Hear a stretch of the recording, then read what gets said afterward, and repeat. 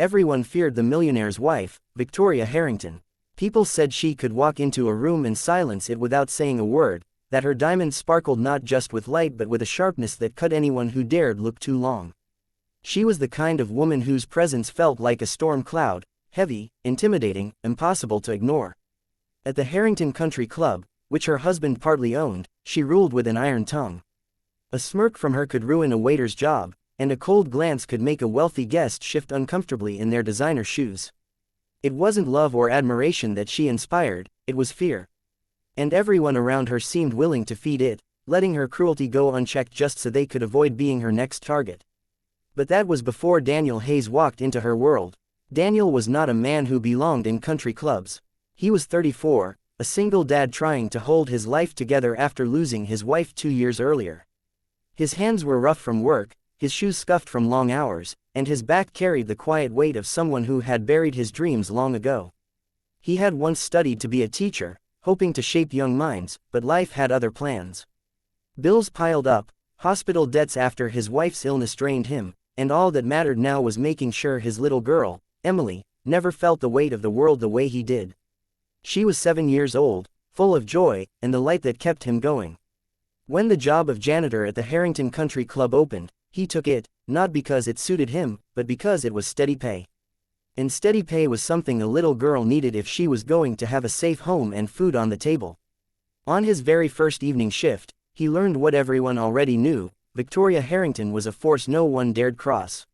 He had been pushing his mop across the gleaming marble floor of the grand hall, trying not to draw attention to himself, when the sound of heels cut through the air. The chatter of wealthy guests softened immediately, like a switch had been flipped. Daniel looked up and saw her. Victoria swept into the room in a gown as dark as midnight, dripping in diamonds, her chin raised high, her eyes scanning the crowd like a queen inspecting her subjects. She spotted him almost instantly. Her lips curled in distaste. "Excuse me," she said loudly enough for the entire room to hear. "Do you intend to splash water onto my gown? Or is this the only kind of shine you're capable of creating?" The guests chuckled, though it was more nervous than amused.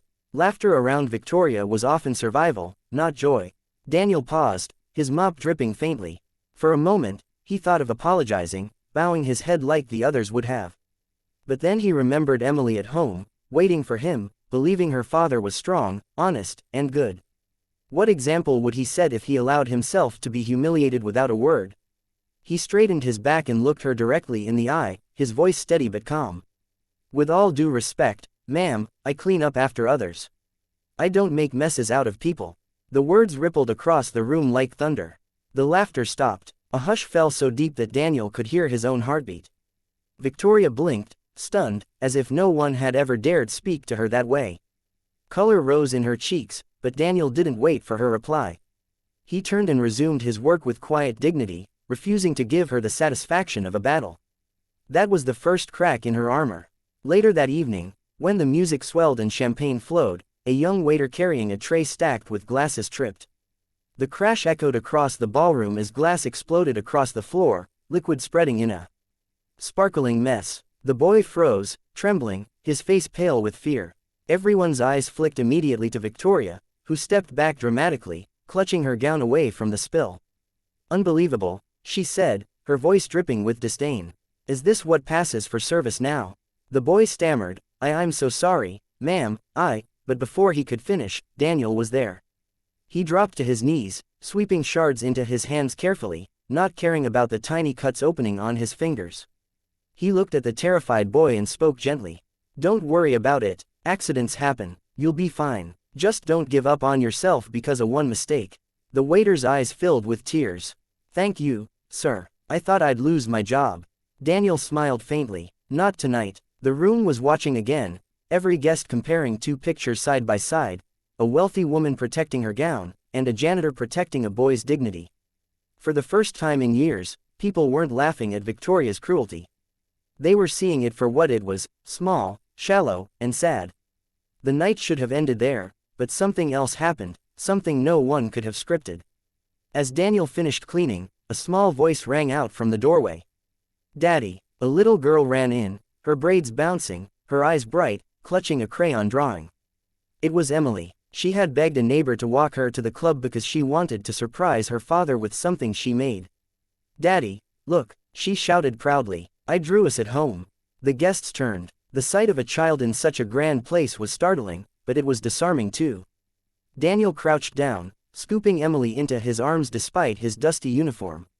He kissed her forehead, his entire tired face softening. She held up her drawing for him to see: a little house, a stick-figure father, and a stick-figure girl holding hands under a big sun. Victoria sneered. "How inappropriate. Children don't belong in a place like this." Daniel glanced at her, then back at Emily, who was smiling wide and proud. His voice was calm but firm. "You're wrong. This is exactly where she belongs, with me. Because no matter where I am, this is what matters most." He held the drawing higher so the entire room could see. Not fear, not diamonds, not money, just this. There was silence again, but it was different now. Not tense, not fearful, warm. Guests who had once cowered under Victoria's words now smiled faintly at the simple purity of a child's love. And they looked at Daniel not as a janitor, but as a man who carried more strength than anyone else in that room. Victoria's face tightened, but for the first time, her power didn't hold. People were no longer afraid of her.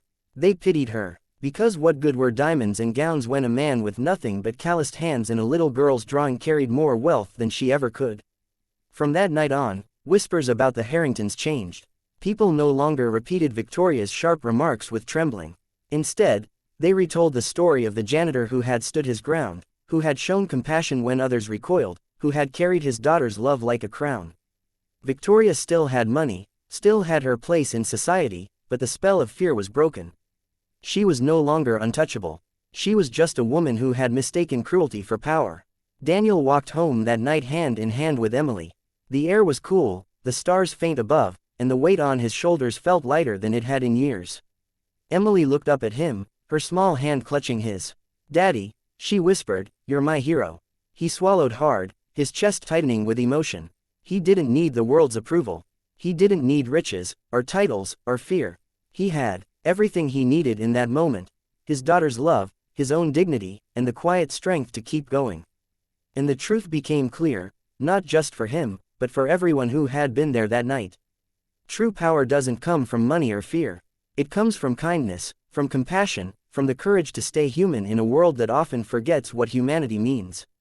Victoria Harrington was feared, but Daniel Hayes, the janitor's single dad, was respected.